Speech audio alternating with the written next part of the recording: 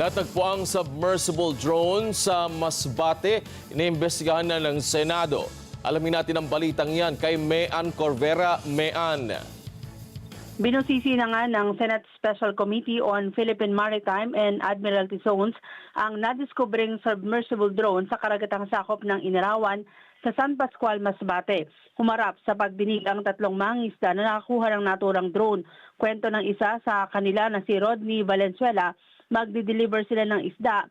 Alas 6 ng umaga nang makita sa baybay ng dagat ang drone na inakala nilang boya o pananda ng mga mangingisda.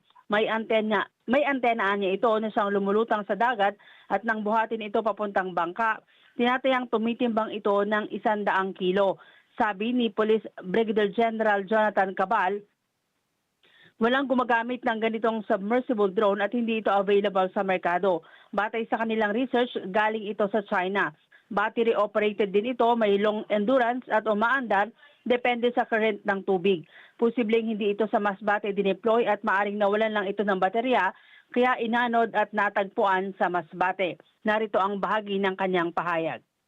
Ma'am, doon sa research map po namin is basically it came from China. So it is a Chinese-made submersible drone. So basically sa ating commercial enterprises, wala namang gumagamit ng ganitong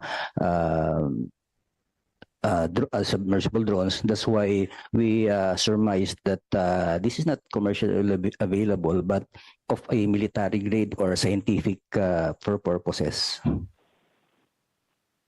Ayon sa Department of National Defense, commercial man o military ang may-ari ng drone, isa itong banta sa national security ng Pilipinas. Inaasahang sa unang linggo pa ng Pebrero, mailalabas naman ng Philippine Navy ang kanilang ginawang pag-aaral sa naturang drone. Mean Corvera para sa Mata ng Agila, matatag, matapang, matapa.